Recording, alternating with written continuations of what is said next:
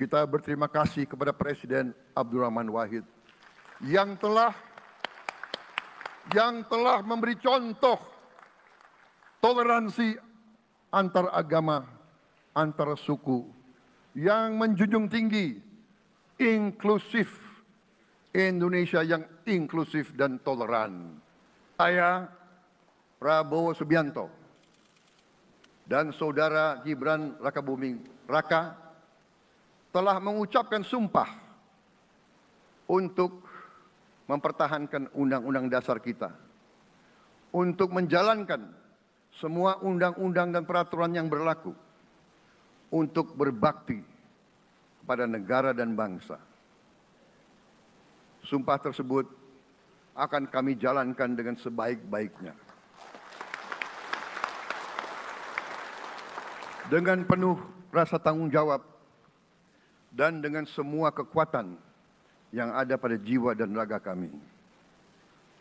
Kami akan menjalankan kepemimpinan pemerintah Republik Indonesia, kepemimpinan negara dan bangsa Indonesia dengan tulus, dengan mengutamakan kepentingan seluruh rakyat Indonesia, termasuk mereka-mereka yang tidak memilih kami. Kami akan mengutamakan kepentingan bangsa Indonesia, kepentingan rakyat Indonesia di atas segala kepentingan, di atas segala golongan, apalagi kepentingan pribadi kami.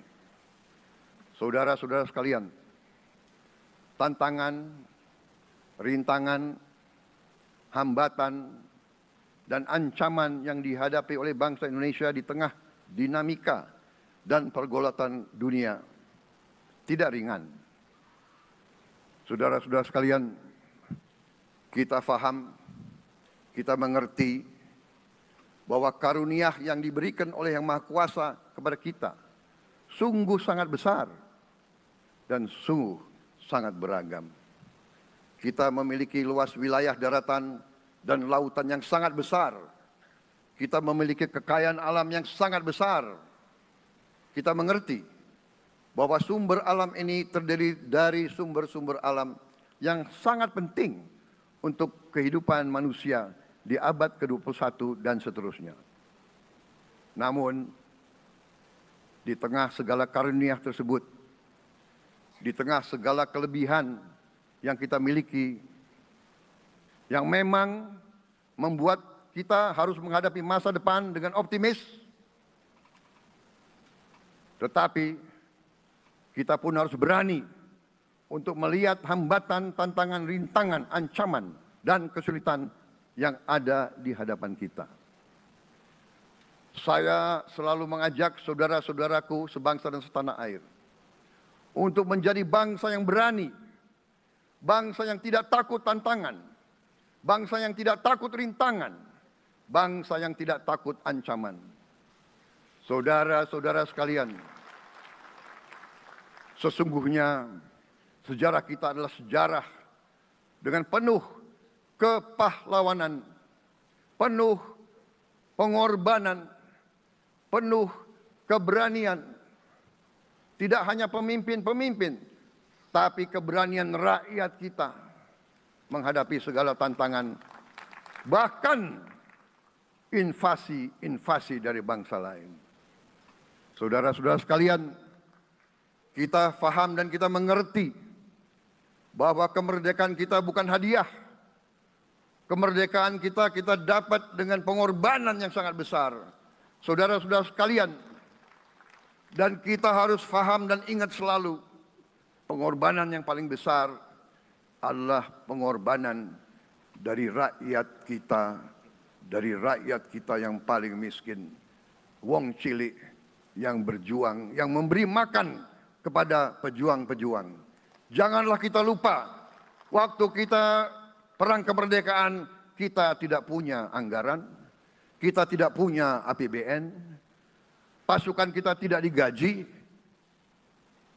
Siapa yang memberi makan kepada kita? Yang beri makan adalah para petani di desa-desa. Yang beri makan adalah para nelayan. Yang beri makan adalah para pekerja. Terus-menerus mereka yang mendirikan Republik Indonesia. Sekarang saya mengajak saudara-saudara, terutama unsur pimpinan dari semua kalangan, dari kalangan cendekiawan, dari kalangan ulama, dari kalangan pengusaha, dari kalangan pemimpin politik, dari kalangan pemuda dan mahasiswa. Mari kita berani menghadapi tantangan-tantangan tersebut. Saudara-saudara sekalian, tantangan yang besar yang kita hadapi ada yang berasal dari luar kita. Tapi harus kita akui, harus kita berani mengakui, banyak tantangan, banyak kesulitan, banyak rintangan yang berasal dari diri kita sendiri. Ada tantangan-tantangan, kesulitan-kesulitan yang terjadi karena kita kurang waspada. Karena kadang-kadang kita tidak handal dan tidak piawai dalam mengurus kekayaan kita sendiri. Saudara-saudara sekalian, marilah kita berani mawas diri. Marilah kita berani menatap wajah kita sendiri. Dan mari kita berani memperbaiki diri kita sendiri. Marilah kita berani mengoreksi diri kita sendiri. Saudara-saudara sekalian, kita harus menghadapi kenyataan bahwa masih terlalu banyak kebocoran, penyelewengan, korupsi di negara kita. Ini adalah yang membahayakan masa depan kita dan masa depan anak-anak kita dan cucu-cucu kita. Kita harus berani mengakui terlalu banyak kebocoran-kebocoran dari anggaran kita, penyimpangan-penyimpangan, kolusi di antara para pejabat politik, pejabat pemerintah, di semua tingkatan, dengan pengusaha-pengusaha yang nakal, pengusaha-pengusaha yang tidak patriotik. Janganlah kita takut untuk melihat realita ini. Kita masih melihat sebagian saudara-saudara kita yang belum menikmati hasil kemerdekaan. Terlalu banyak saudara-saudara kita yang berada di bawah garis kemiskinan. Terlalu banyak anak-anak kita yang berangkat sekolah tidak makan pagi. Terlalu banyak anak-anak kita yang tidak punya pakaian untuk berangkat sekolah. Saudara-saudara sekalian, kita sebagai pemimpin politik, jangan kita terlalu senang melihat angka-angka statistik yang membuat kita terlalu cepat gembira, terlalu cepat puas, padahal kita belum melihat gambaran sepenuhnya. Kita merasa bangga bahwa kita diterima di kalangan G20. Kita merasa bangga bahwa kita disebut ekonomi ke-16 terbesar di dunia. Tapi apakah kita sungguh-sungguh faham? Apa kita sungguh-sungguh melihat gambaran yang utuh dari keadaan kita? Apakah kita sadar bahwa kemiskinan di Indonesia masih terlalu besar? Apakah kita sadar bahwa rakyat kita dan anak-anak kita banyak yang kurang gizi? Banyak rakyat kita yang tidak dapat pekerjaan yang baik.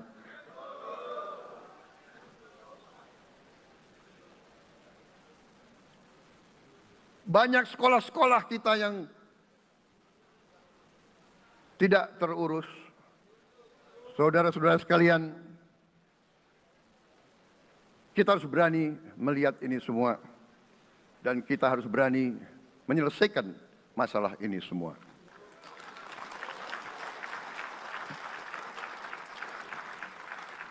Saudara-saudara sekalian, saya mengajak kita semua, marilah kita berani melihat kenyataan.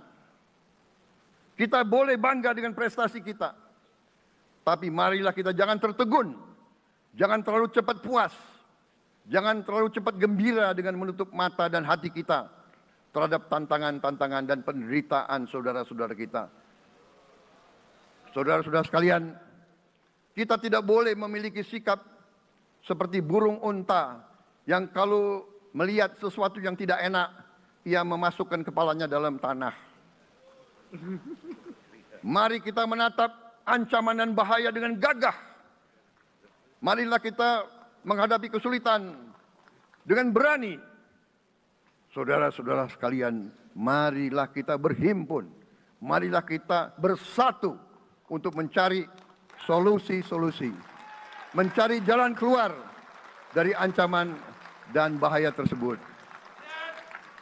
Saudara-saudara sekalian, saya telah mencanangkan bahwa Indonesia harus segera swasembada pangan dalam waktu yang sesingkat-singkatnya. Kita tidak boleh tergantung sumber makanan dari luar. Dalam krisis, dalam keadaan genting, tidak ada yang akan mengizinkan barang-barang mereka untuk kita beli. Karena itu, tidak ada jalan lain. Dalam waktu yang sesingkat-singkatnya, kita harus mencapai ketahanan pangan.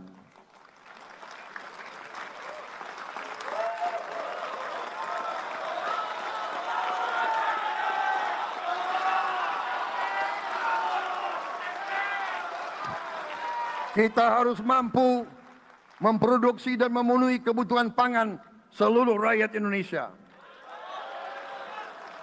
Saya sudah mempelajari bersama pakar-pakar yang membantu saya. Saya yakin paling lambat 4-5 tahun kita akan swasembada pangan. Bahkan kita siap menjadi lumbung pangan dunia.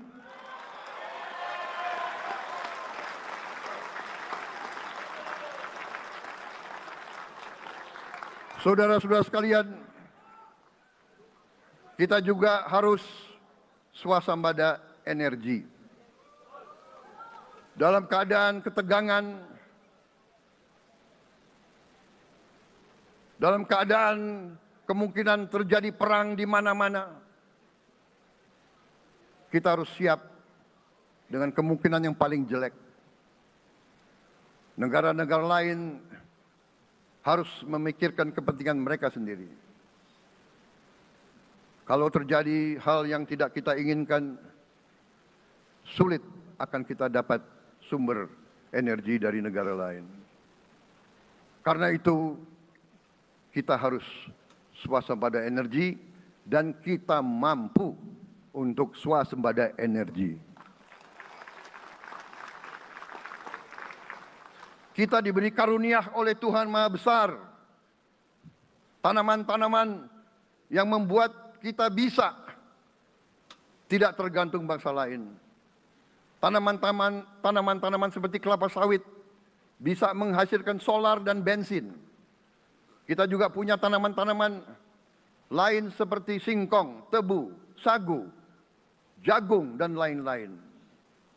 Kita juga punya energi bawah tanah, geotermal yang cukup. Kita punya batu bara yang sangat banyak. Kita punya energi dari air yang sangat besar. Saudara-saudara sekalian, pemerintah yang saya pimpin nanti akan fokus untuk mencapai swasembada energi. Kita juga harus mengelola air kita dengan baik. Alhamdulillah kita punya sumber air yang cukup. Dan kita sudah punya teknologi menghasilkan air yang murah dan yang bisa memenuhi kebutuhan kita.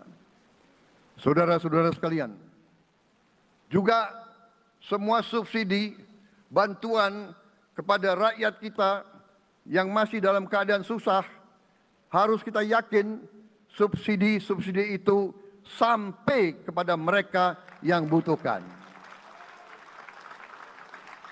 Kita harus berani meneliti dan kalau perlu kita robah subsidi itu harus kepada langsung keluarga-keluarga yang membutuhkan itu. Dengan teknologi digital kita akan mampu sampai subsidi itu sampai ke setiap keluarga yang membutuhkan. Tidak boleh aliran-aliran bantuan itu tidak sampai ke mereka yang butuh itu. Saudara-saudara, anak-anak kita semua harus bisa makan bergizi minimal 1 kali sehari. Dan itu akan kita lakukan dan itu bisa kita lakukan, saudara-saudara sekalian. Selain itu, menjamin melindungi mereka yang paling lemah untuk mencapai kesejahteraan sejati, kemakmuran yang sebenarnya, kita harus melakukan hilirisasi kepada semua komoditas yang kita miliki. Nilai tambah dari semua komoditas itu harus menambah kekuatan ekonomi kita sehingga rakyat kita bisa mencapai tingkat hidup yang sejahtera. Seluruh komoditas kita harus bisa dinikmati oleh seluruh rakyat Indonesia. Saya sudah katakan kita harus berani menghadapi dan memberantas korupsi dengan perbaikan sistem, dengan penegakan hukum yang tegas, dengan digitalisasi. Insya Allah kita akan kurangi korupsi secara signifikan. Tapi ini harus kita lakukan. Seluruh unsur pimpinan harus memberi contoh. Ingarso sing tulodo. Saudara-saudara sekalian, ada pepatah yang mengatakan, kalau ikan menjadi busuk, busuknya mulai dari kepala. Semua pejabat dari semua eselon dan semua tingkatan harus memberi contoh untuk menjalankan kepemimpinan pemerintahan yang sebersih-bersihnya. Mulai dengan contoh dari atas dan sesudah itu penegakan hukum yang tegas dan keras. Saudara-saudara sekalian, semua kita percaya dan kita yakin kita akan punya kekuatan untuk bisa menghilangkan kemiskinan dari bumi Indonesia. Ini sasaran yang berat. Bahkan banyak yang mengatakan bahwa ini sesuatu yang tidak mungkin. Saudara-saudara, pemimpin yang berani, pemimpin yang baik akan terpanggil untuk menghadapi yang tidak mungkin dan mencari jalan agar yang tidak mungkin kita atasi.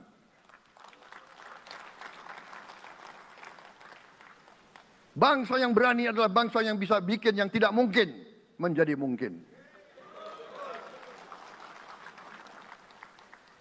Saudara-saudara, di tengah itu cita-cita yang begitu besar, yang begitu kita idam-idamkan, kita perlu suasana kebersamaan. Kita perlu suasana persatuan. Kita perlu kolaborasi kerjasama, bukan cekcok yang berkepanjangan. Kita perlu pemimpin-pemimpin yang tidak caci maki, pemimpin-pemimpin yang arif, yang bijaksana, yang mengerti dan cinta budaya dan sejarah bangsa sendiri, yang bangga dengan adab, tradisi, dan adat bangsa kita sendiri. Kita dari sejak dahulu, pemikiran, kehendak, dan rancang bangun pendiri-pendiri bangsa kita, dari sejak awal bangsa ini berdiri, kita ingin menjadi bangsa yang berdemokrasi. Kita menempatkan kedaulatan rakyat setinggi-tingginya. Dalam dasar negara kita, Pancasila, kerakyatan merupakan sendi utama dari kelima sila yang kita junjung tinggi. Kerakyatan yang dipimpin oleh hikmat kebijaksanaan dalam permusyawaratan perwakilan. Kita menghendaki kehidupan demokrasi, tapi marilah kita sadar bahwa demokrasi kita harus demokrasi yang khas untuk Indonesia. Demokrasi yang cocok untuk bangsa kita. Demokrasi yang berasal dari sejarah dan budaya kita. Demokrasi kita harus demokrasi yang santun. Demokrasi di mana berbeda pendapat harus tanpa permusuhan. Demokrasi di mana mengoreksi harus tanpa caci maki. Bertarung tanpa membenci. Bertanding tanpa berbuat curang. Demokrasi kita harus demokrasi yang menghindari kekerasan, yang menghindari adu domba, yang menghindari hasut menghasut. Demokrasi kita harus demokrasi yang sejuk, demokrasi yang damai, demokrasi yang menghindari kemunafikan. Hanya dengan persatuan dan kerjasama kita akan mencapai cita-cita para leluhur bangsa kita. Bangsa yang gemah ripah loh jinawi, toto tentrem kertoro harjo. Bangsa yang baldatun, tojibatun, warobun gofur. Bangsa di mana rakyat cukup pangan, cukup sandang, cukup papan. Cita-cita kita adalah melihat wong cilik iso gemuyu. Wong cilik bisa senyum, bisa ketawa. Saudara-saudara sekalian, kita harus ingat bahwa kekuasaan itu adalah milik rakyat. Kedaulatan itu adalah kedaulatan rakyat. Kita berkuasa seizin rakyat. Kita menjalankan kekuasaan harus untuk kepentingan rakyat. Kita harus selalu ingat, setiap pemimpin dalam setiap tingkatan harus selalu ingat, pekerjaan kita harus untuk rakyat.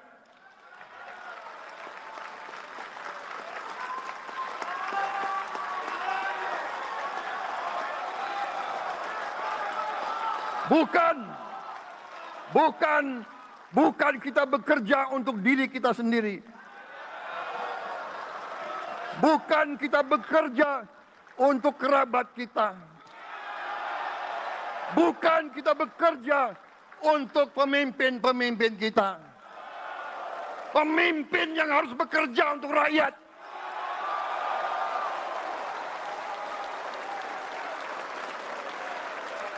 Saudara-saudara sekalian, kita harus mengerti selalu, sadar selalu bahwa bangsa yang merdeka adalah bangsa di mana rakyatnya merdeka.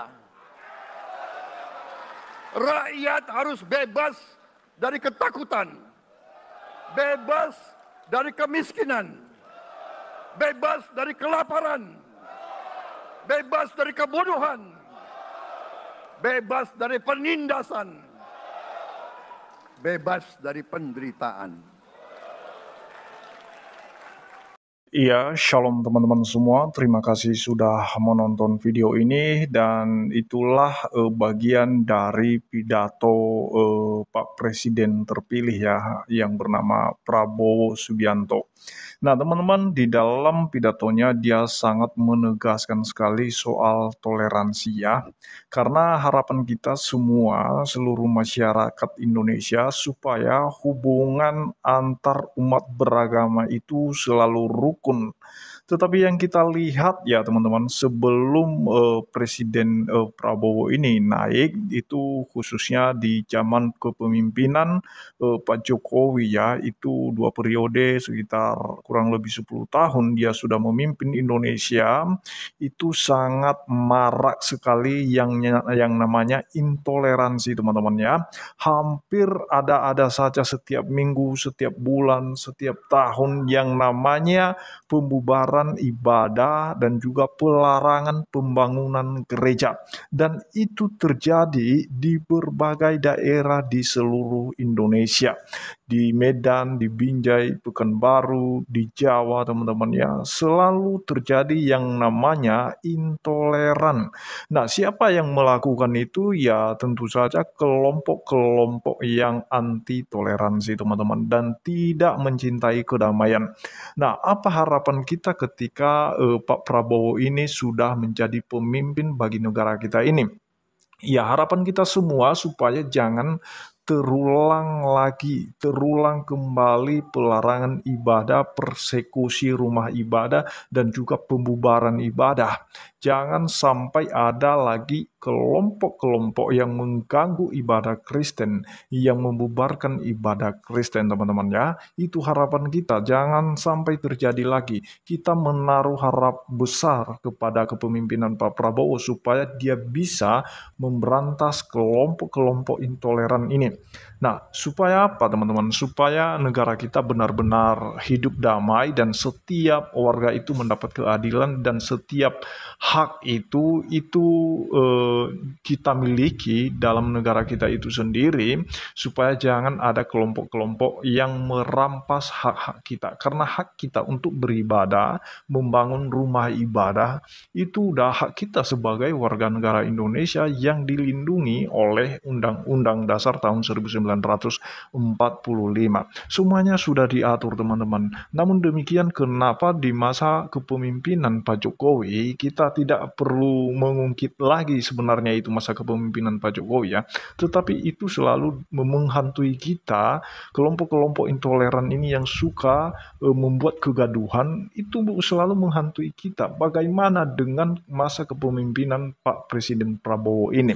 Tetapi saya percaya bahwa Pak Prabowo itu bisa memberantas ya, terlebih-lebih wakilnya kita bisa menyaksikan di Solo, itu Pak Gibran itu sudah membereskan kelompok-kelompok yang intoleran, yang anti toleransi, teman-teman ya. Dia sudah membereskan itu. Kemarin gereja disegel, dia turun tangan untuk melepaskan itu, segel itu, dan kemudian bisa dipergunakan kembali. Nah, teman-teman, supaya itu tetap diterapkan ya, ketika dia menjadi wapres atau wakil presiden pun, itu Gibran tetap konsisten pada tindakannya untuk memberantas kelompok-kelompok intoleran, dan kiranya kita bisa semakin hidup damai, dan biarlah masa kepemimpinan Prabowo kita tidak melihat lagi ada yang namanya tindakan-tindakan intoleran. Demikian yang saya sampaikan kepada teman-teman semua, kiranya Tuhan Yesus memberkati kita semua. Shalom.